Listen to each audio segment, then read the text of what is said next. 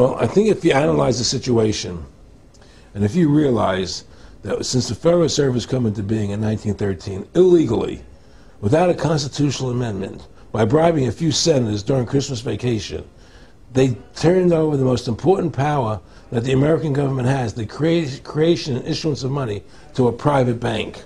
Through that private bank issuing money, they have destroyed this country. They have destroyed the purchasing power of the money in this country.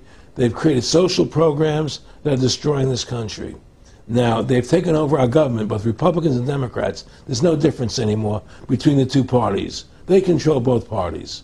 It doesn't matter to them which one wins, because who's ever running for president will be someone they anoint, okay? Whether it's Hillary Clinton or John McCain running for president next year, they're going to be people that are going to do what they want them to do. And the fact of the matter happens to be that you can't win an election unless you have enough money to win. They make sure who gets the money, okay? So through these bankers attempting to taking over America, knowing America was the freest nation in the world, it was necessary for them to take over America, take away our gun rights of freedom to bear arms, and create a country where we become slaves. Because once they took over America, the rest of the world becomes a lot easier for them. And so, by creating 9/11, an event to terrify the American people that were being attacked by terrorists, you create a world where there's an enemy that can never be pinpointed. You can never win the battle. It's a 100-year war. It's a never-ending war on terrorism, right? So you're always fighting this war. And through the war on terrorism, which is the 9/11, which is the first lie, then you create the war on terrorism, which is the next lie. Then you create the war in Iraq for weapons of mass destruction, which is the next lie. And it's one lie to the next lie to the next lie. Now it's going to be Iran, the next lie, sending more troops and a surge into Iraq. It's just one thing leading to the other. And it's always it's always in the point of taking over more countries, more dominance. You know, making sure the American dollar, making sure the G8 stays in control of everything. And what they want to do is to control the American people, control the people of the world, put RFID chips in everybody, so everybody's a slave to these central banks. Did you ever talk to Nick Rockefeller after he told you all this and then 9/11 took place? No. But he did. He told me that you're going to see men running around caves looking for Osama bin Laden. You know, you're going to see men looking for, these guys, and they're going to be, They told you it was all going to be bull. It's a phony. The whole thing is a fake. It's a fraud. Was he laughing, or was he just coldly saying this? No, it was more laughing. Cynical. Laughing. It's more like, look how stupid everybody is. Look how stupid everybody. We can do whatever we want to do. Well, it is ridiculous. It's like with al-Zakari. They claim they killed him like 14 times. And then they never said, well, we didn't kill him last time, but we killed him this time. They never even now they're like practicing being ridiculous. Well, what about bin Laden being in the American hospital, getting kidney help? Yeah. Right? In the American hospital. Yeah. Right? They could, if they wanted Osama bin Laden, they could have gotten him. Oh, yeah. He was right in the American, after the Cole. Well, every time our troops really would catch some Taliban leaders, they would be ordered by the generals to let them go. That's come out in the newspapers, but only here or there. And they kept going, and then Pat Tillman was complaining about it, and then he got shot. I've talked to his brother. And he did? And then he got shot, and there was a big hero charging Al-Qaeda. No Al-Qaeda, he just somebody shot him in the back. Look, we're dealing with complete evil.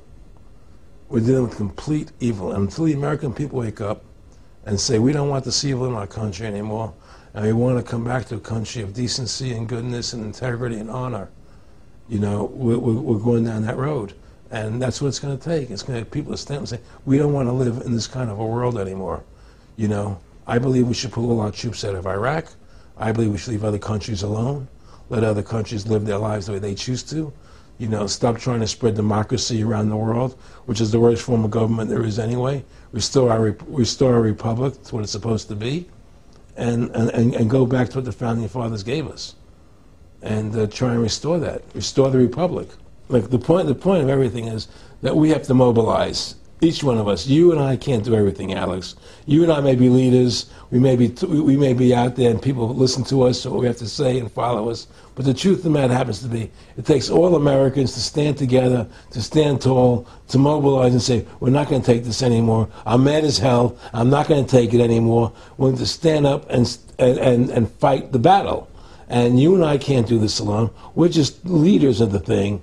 But other people have to join in with us and stand side by side, shoulder to shoulder, and say, I'm not going to take it anymore. That's what it's going to take to win this effort, and to stop cooperating with the government and with all their rules and regulations, and to wake everybody up, to hand out DVDs of my movie, to hand out DVDs of your movie, to educate everybody to what's going on. Well, freedom and liberty is what people really want. You know, and it's time to stop the duplicity of the government from lying to us. You see, many people know the truth of what's happening in this country. They know the truth, like the numbers you gave about 9/11, but they're afraid to stand up. People have to find their courage and stand up and say, I'm not going to take this anymore. I know the truth, you know, and it's like they create a situation where if you tell the truth, you're considered a lunatic. You know, in other words, if someone goes on a TV show and says 9/11's an inside job, oh, you're an idiot, you're crazy. They call you names. You can't be afraid of that.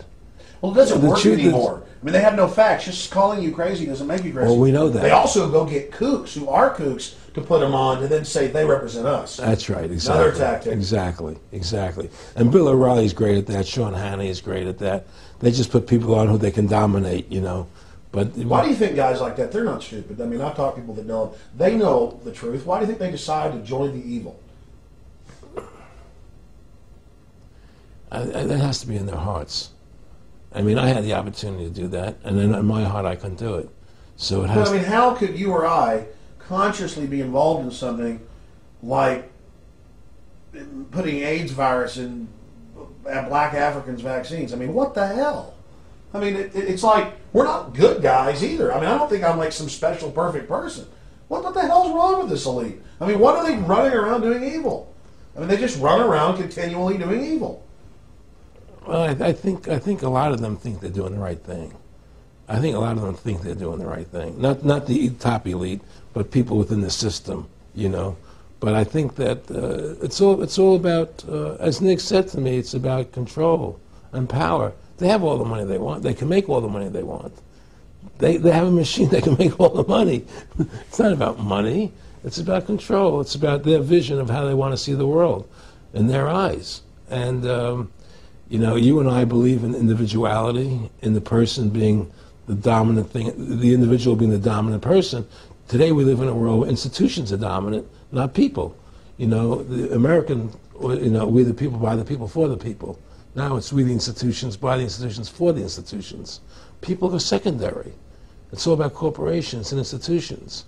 And the Federal Reserve is the biggest institution in the world. You know, if you ask somebody what's the biggest corporation in the world, they'll say Google or Walmart or Exxon or something.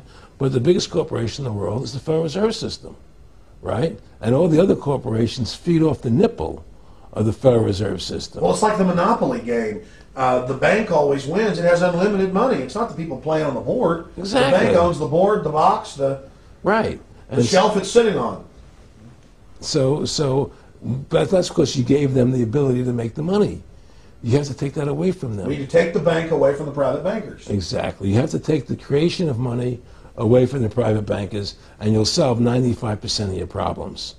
Well, let me look at America. 10% growth rates every year like China's having right now. The U.S. had 10% growth rates until the Federal Reserve took over. And then if you look at that, it all starts really going downhill from there. Well, they destroyed the American worker. What they've done, here's what's happened. The Federal Reserve has created this massive inflation in America, which means that the American worker has to keep making more money to keep up with the cost of living. The more money they make to keep with the cost of living, the less competitive they become in the world economy. So now what happens is we have to pay our workers so much to keep up with the cost of living, say, well, screw the American worker, let's go overseas now and get the cheap labor. But really, that's a war being waged against the middle class. Of course the bankers print the money.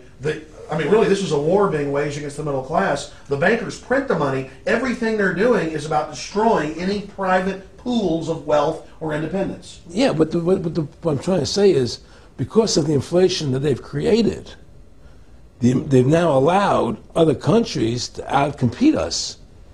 You see, because other countries don't have to pay as much money as we have to pay here to our workers to survive. Yes. So now we're not competitive anymore. So we've lost our manufacturing base. We've lost our competitive. In the old days, the American worker, you wanted to buy everything American. You wouldn't buy anything from Japan. This was cheap crap. And what does that leave us? It leaves America this military force, and so the elite's giving us a deal. We'll continue to build up your military and give you homeland security jobs, shift your economy over to being the bulldog enforcer of the New World Order. Exactly. You can either do, and by controlling the economy, they force everybody into that position.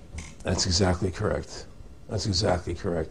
And there's no more manufacturing here. We're a service economy. We do nothing. We provide nothing. We provide nothing to the rest of the world anymore.